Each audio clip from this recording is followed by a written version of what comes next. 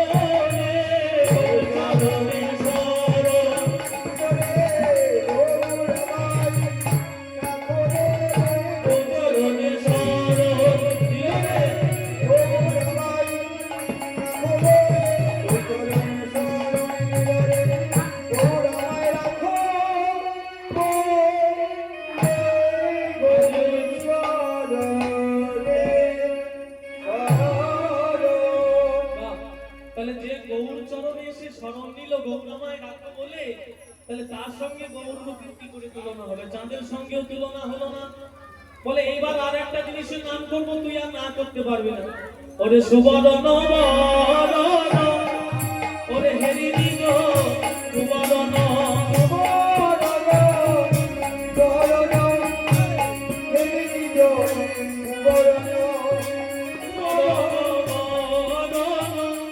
ওরে হেরি দিল সুবর্ণ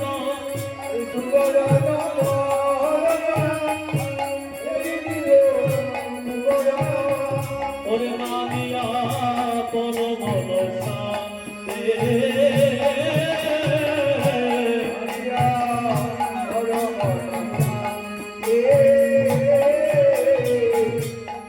নিজ কোনো নারী ভসম সম করইলে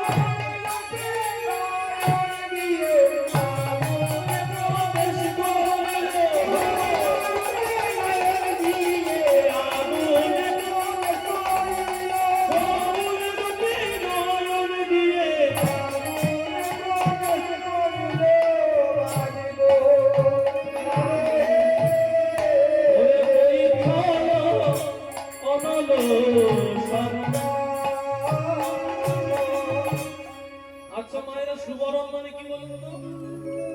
হ্যাঁ ঠিক বলছো। আর যেটাকে মায়েরা একটু বেশি আদর করে, তবে বাবারা যে সাধু বাবা তা নয়, বাবারাও আদর করে, তবে মায়েরা একটু বেশি আদর করে, মানে নিজের স্বামীর থেকেও একটু বেশি আদর করে সেইটাকে, মানে সোনাকে একটু বেশি আদর করে মায়েরা। কেন বললাম এই কথাটা? না ধরো অনেকদিন বিয়ে হয়েছে, এবার একটা সোনার হার আপনার কাছে চেয়েছিল বাবার কাছে, কিন্তু দিতে পারেনি, তা কি বলবে সেই মা? বাবারে একটা এতদিন বিয়ে হয়ে গেল, একটা সোনার হার গড়িয়ে দেওয়ার ক্ষমতা নাই, আর বিয়ে করবার সময় মাথায় টোপর বিয়ে করার সময় মাথায় টোপর নিয়ে চলে গিয়েছিল, আর এতদিন বিয়ে হয়ে গেল, একটা সোনার হার গড়িয়ে দেওয়ার ক্ষমতা নেই। তাহলে সোনাকে একটু মায়েরা বেশি আদর করে, কিন্তু বাবারাও আদর করে, তাহলে সোনাকে সবাই আদর করে। আচ্ছা না বলুন তো, আপনাদেরকে যদি এক বস্তা সোনা দেওয়া হয় আর পাশে গৌরকে দাঁড় করানো হয়, তাহলে এক বস্তা সোনা নেবেন না গৌরকে নেবেন? মিটাই মিটাই গৌর হইল। বলে বাবা গৌরকে নিয়ে কি করবো, ওই সোনাটাকেই নেবো, 7 জন তো বসে মিটাই মিটাই গৌর হইল নাকি? ওই গৌর নিয়ে করবো কি, ওই সোনাটাকেই নেবো। হরি হরি বল। কিন্তু যারা জানে বোঝে, যারা প্রকৃত ভক্ত, তাদের কাছে সোনা তুচ্ছ হয়ে যায়। এরকম একজনের হয়েছিল, কার জানো? বর্ধমান জেলার এক ভক্ত ছিল, যার নাম হলো জীবন চক্রবর্তী। জীবন চক্রবর্তী এতই গরিব, মেয়ের বিবাহ দেবে তার ক্ষমতা নেই। বাড়িতে যোগ্য মেয়ে আছে, কিন্তু মেয়ের বিয়ের সময় হয়েছে, কিন্তু বিবাহ দেবে তার ক্ষমতা নেই, এতই গরিব। এবার সেই জীবন চক্রবর্তী কাশীতে গেল, বাবা বিশ্বনাথের কাছে গিয়ে বাবার চরণে ধর্ণা দিয়েছে। বাবা বিশ্বনাথ জীবন চক্রবর্তীকে স্বপ্ন দিয়ে বললেন, বাবা জীবন, আমি তোমার জন্য কিছু করতে পারবো না, তুমি বৃন্দাবনে চলে যাও। বৃন্দাবনে তুমি সনাতন গোস্বামীর চরণে গিয়ে শরণ নাও। কোনটা কেমন হয়ে গেল? সনাতন গোস্বামীর চরণে গিয়ে শরণ নাও। এইবার কাশীতে বাবা বিশ্বনাথের স্বর্ণাদেশ পেয়ে বৃন্দাবনে গেলেন। বৃন্দাবনে গিয়ে সনাতন গোস্বামীর কাছে গিয়ে সনাতন গোস্বামীর চরণে আছাড় খেয়ে বলে, ও হে গোসাই হে, আমি কাশীতে বাবা বিশ্বনাথের স্বপ্নাদেশ পেয়ে এসেছি আপনার চরণে, আপনি আমার মেয়ের বিয়ের ব্যবস্থা করে দেন। সনাতন গোস্বামী বললেন, বাবা জীবনে এলি এলি বড় দেরি করে এলি বাবা, যেদিন আমার সব ছিল সেদিন যদি তুমি আমার কাছে আসতে পারতে, আমি তোমার মেয়ের বিয়ের ব্যবস্থা করে দিতাম। কেননা সনাতন গোস্বামী এক সময় বাংলার গোটা বাংলার প্রধানমন্ত্রী ছিলেন তো, আর তার ভাই হরি গোস্বামী ছিলেন অর্থমন্ত্রী। তাই তাদের কৃষির অভাব ছিল, কোনো কিছুর অভাব ছিল না। আরামের আদর্শ উপকরণ, ভোগ বিলাসের উপকরণ, কোনো কিছুর অভাব তাদের ছিল না। তথাপিও গৌর বলে প্রাণ বলে, গৌর ভজন করবো বলে তারা গাছের তলা সার করেছিল। তাই বলছে, বাবা জীবন যেদিন আমার সব ছিল সেদিন যদি আসতে কিছু একটা করতে পারতাম। আজ তো আমি কাঙাল, আমি বৃন্দাবনের মধ্যবাসীদের দাঁড়ে দাঁড়ে আমি মাধুকরী করে খাই। বিরস বদনে জীবন চক্রবর্তী চলে যাচ্ছে। সনাতন গোস্বামী হঠাৎ করে ডাকলেন, বাবা জীবন একটু শোনো বাবা, ওই যে দেখছো দূরে ছাই গাদাটা রয়েছে, ওই ছাই গাদার মধ্যে আমি একটা পরশমণি পাথর ফেলে রেখেছিলাম। আচ্ছা বাবা দেখো তো আছে কিনা। আপনাদের বলি বাবা, এই পরশমণি এমন একটা পাথর যে পাথরটা লোহাতে ঠেকালেও লোহাটা সোনা হয়ে যায়। কত দামি মূল্যবান রত্ন পাথর। এমন ভাবে দেখালো সনাতন গোস্বামী, মানুষ বিশ্বা আদি পায়খানা যেমন ঘৃণা করে সেই রকম ভাবে দেখালো। কেন? বিষয়ের সঙ্গে যদি সঙ্গ হয়ে যায়, বিষয়ের বাতাস যদি কারো গায়ে লেগে যায়, তাহলে তার ভজন নষ্ট হয়ে যেতে পারে। তাই বিষয় থেকে সবসময় সাধুগুরু বৈষ্ণব তারা দূরে থাকে। তাই সত্যি জীবন চক্রবর্তী খুঁজে খুঁজে দেখলেন সত্যি একটা পরশমণি পাথর। জীবন চক্রবর্তীর আনন্দ ধরে না, আর আমার মেয়ের বিয়ের ভাবনা থাকবে না। আমি অনেক বড় ঘরে আমার মেয়ের বিয়ে দেব। মনের আনন্দে চলে যাচ্ছে। যেতে যেতে হঠাৎ তার চৈতন্য হলো, ছুটতে ছুটতে এসে সেই পরশমণি পাথরটা যমুনার জলে ছুঁড়ে ফেলে দিলেন। চিন্তা করুন, এত মূল্যবান রত্ন পাথরটা পেয়েছিলেন, মনের আনন্দে যাচ্ছিলেন, যেতে যেতে ঘুরে এসে আবার যমুনার জলে পাথরটা ছুঁড়ে ফেলে দিলেন। তার চৈতন্য হলো। চৈতন্য হবে নাই বা কেন? সনাতন গোস্বামীর মতো এমন গোসাইয়ের বাতাস যার অঙ্গে লেগেছে, তার কি চৈতন্য না হয়ে পারে বাবা? তাই সনাতন গোস্বামী জিজ্ঞাসা করলেন, বাবা জীবন এত মূল্যবান পাথর পেয়েও তুমি কেন ফেলে দিলে? কেঁদে কেঁদে বলে, গোসাই হে, আমার মনে হলো কি জানেন, এত মূল্যবান সম্পদ আপনার কাছে ছিল, তবুও সেই মূল্যবান সম্পদ আপনি নিজের কাছে না রেখে একটা ছাই গাদার মধ্যে ফেলে রেখেছিলেন। আমার মনে হলো কি সেই সম্পদের থেকে আরো মূল্যবান সম্পদে আপনার কাছে আছে। বলি যে ধনে ধনে হইয়া ধনী, তুমি মনি মনি, গোসাই হে সেই ধনে মনে করো দান, আমায় গৌর ভক্তি দান করো।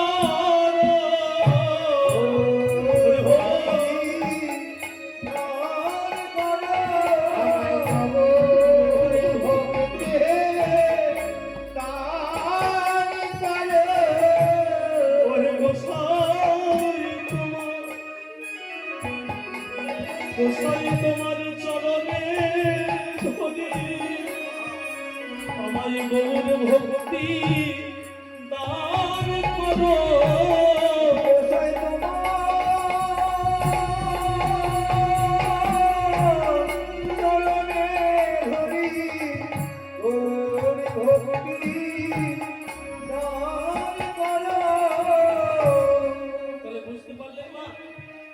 যার গৌর কৃপা হয়, যারা গৌরকে ভালোবাসে, এই জগতের সোনা মূল্যবান সম্পদ তাদের কাছে তুচ্ছ হয়ে যায়। তাহলে সোনা কি করলো, একবার নিজেকে দেখছে, একবার গৌরকে দেখলো, আর মনে মনে ভাবলো সোনা যে আমাকে পেলে মানুষ গৌর ভুলে যায়, এই জীবন আমি রাখবো না, আমি মরবো, এই বলে সোনা আগুনে প্রবেশ করলো। ওই হলো অনল সংতাপে। তাহলে যে আগুন থেকে আগুনে প্রবেশ করেছে, তাহলে আপনারা যেগুলো পরে আছেন এগুলি কিন্তু আসল সোনা নয়। এই কানে নাকে গলাতে যেগুলি পরে আছেন না, হাতে মায়েরা আপনারা যেগুলি সোনা পরে আছেন বলে ভাবছেন সোনা, এগুলি কিন্তু আসল সোনা নয়। কেননা যে আগুন থেকে বেরোয় তাকে কি বলে গো? ছাই, নাকি? যে আগুন থেকে বেরোয় তাকে কি বলে? ছাই। তাহলে যে আগুন থেকে বেরোচ্ছে তাহলে কি এটা? এটা সোনা নয়, সোনার ছাই। তাহলে আপনারা বলবেন তাহলে আসল সোনা কোনটা? বলে গৌর আমার কাঁচা সোনা,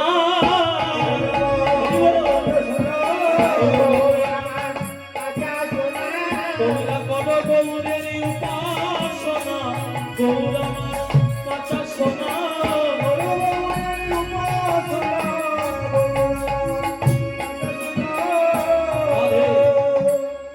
বলে গৌর হলো আমার কাঁচা সোনা, তোমরা করো গৌরের উপাসনা, গৌর হলো আসল সোনা। তাহলে গৌরকে পেলে সোনা তার কাছে তুচ্ছ হয়ে যায়। তাহলে সোনার সঙ্গেও গোড়া রূপের তুলনা হলো না। এবার কোনো কিছুর সঙ্গে যখন তুলনা হচ্ছে না, তুলনা পাচ্ছে না, এই দৃশ্যটা পদকর্তা দর্শন করছেন, বলছেন সখী গৌর রূপের তো কোনো কিছুর সঙ্গে তুলনা হলো না। তখন পদকর্তা বলছেন আমি গোড়া রূপের তুলনা করে দিতে পারি। বলে আপনি কে? বলে আমার নাম হলো জগদানন্দ। ও আপনি জগদানন্দ ঠাকুর, আপনি গৌর রূপের তুলনা করতে পারবেন? বলে হ্যাঁ। গৌর রূপের তুলনা কার সঙ্গে হয় জানো? বলে যা, বলে যা সমভিগ বিধিক নাহি অনুভবী,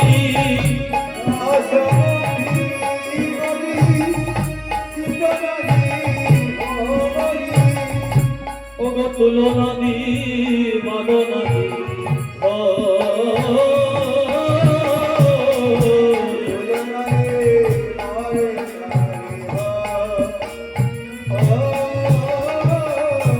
এবারে জগদানন্দেতে কহু, ও গো কহু গো তুলনা কহু,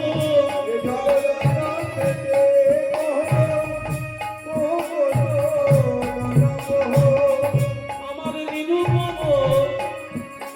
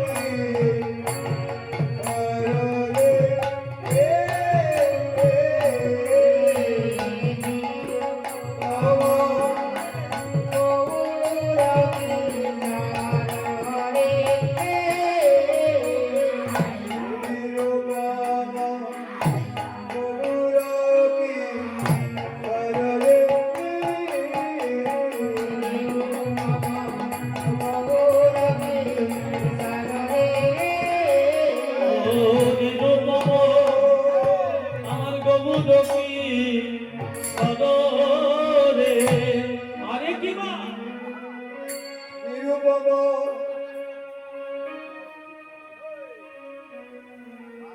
ভালো করে ওরে নিরুপম আমার গৌর কি সররে আরে কি বা নিরুপম গৌর কি সররে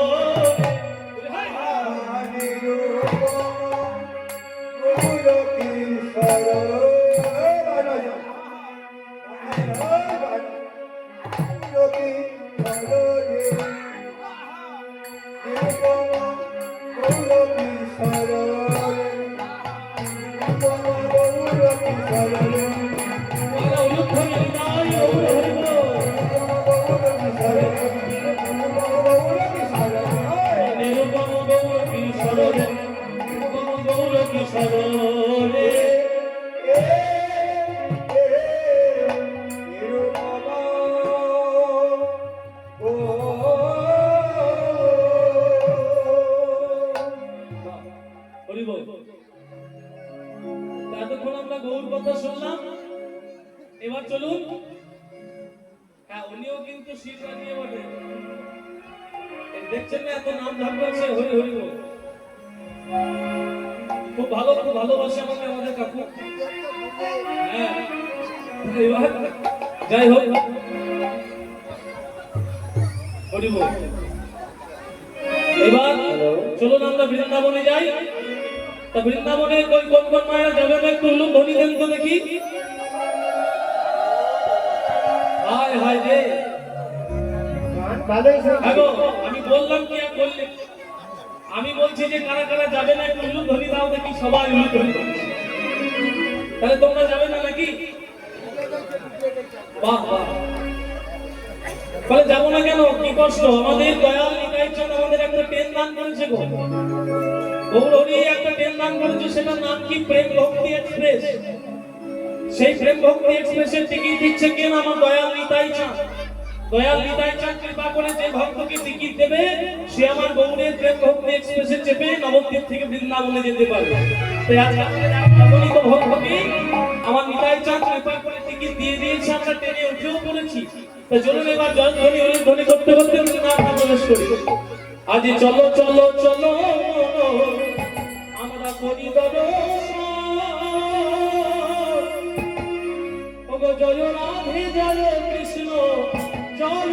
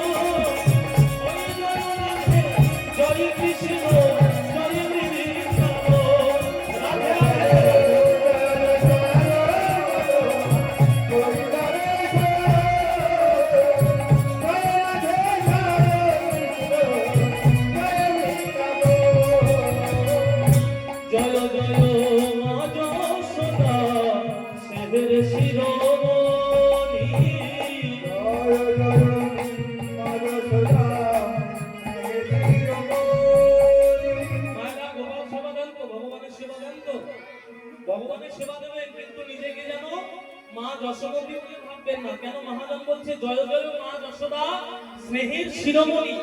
মা যশোদা বাবারা গোপাল সেবা দেবেন, ভগবানের সেবা, কিন্তু নিজেকে নন্দ মহারাজ বলে ভাববেন না। কেননা বৃন্দাবনে আমার নন্দ মহারাজ মা যশোমতী যেভাবে গোপালকে ভালোবাসতেন, আমার মতো অধম ভক্ত কি গোপালকে ভগবানকে সেভাবে ভালোবাসতে পারে বাবা? আমাদের ভগবানকে ভালোবাসাটা কেমন? নাকি তা বাজারে যাচ্ছে যাও, কেউ তো আসার সময় বাবা নকুল দানা টানতে যেন ভুলো না। তা কত আনবে?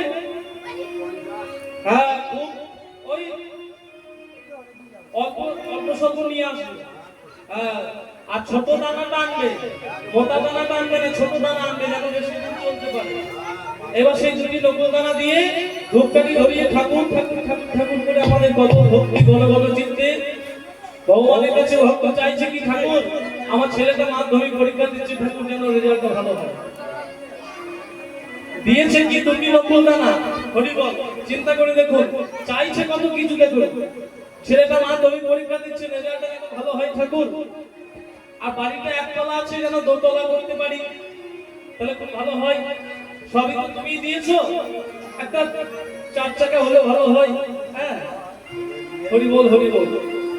তা মহাজন মনে মনে চিন্তা করছে, বাবা ভক্ত দুটি নকুল দানা দিয়ে যদি ভগবানের কাছে এত কিছু চাই, তাহলে মাখনকে যদি দিলে আর কত কি না চাই, তো নিতাই নিতাই গৌর হরি বল, তাই না?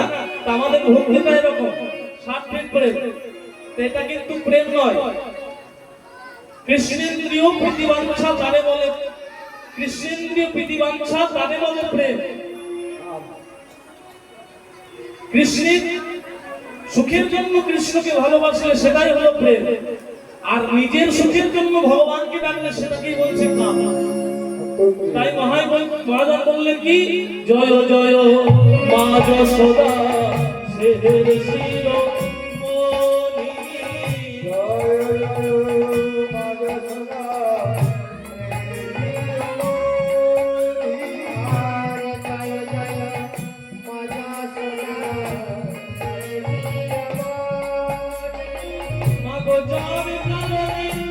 আদর করে খাওয়াই তোর সেই সেহ মাথা মাটি আমাকে আমি করি বলে ওই জয় রাধে জয় কৃষ্ণ জয়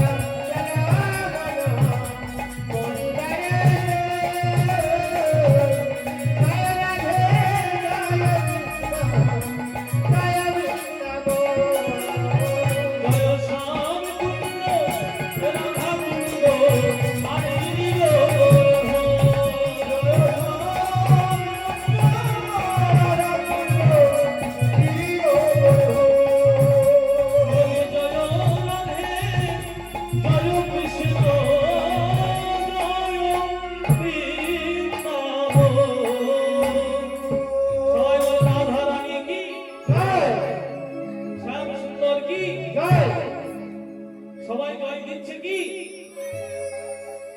বলে না, সবাই জয় দেয়। সবাই জয় দিলে আরো বেশি বেশি আওয়াজ হবে। বলে জয় দাও জয় দাও, জয় দিলে জয়ী হবে। কোথায়? ধর্মযুদ্ধে জয়ী হবে। ভগবানের নামে রাধারানীর নামে জয় দিলে কোন অমঙ্গল আসবে না, সব কাজে তোমরা জয়ী হবে। তাই জয়টা প্রাণ করে দিতে হয়।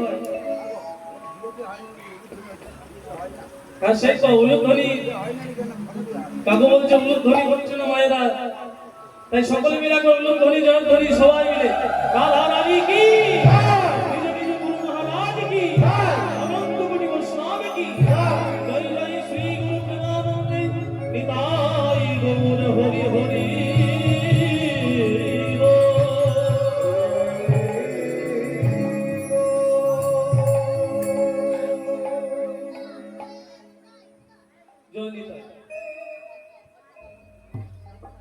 চলুন আমরা বৃন্দাবনে এলাম।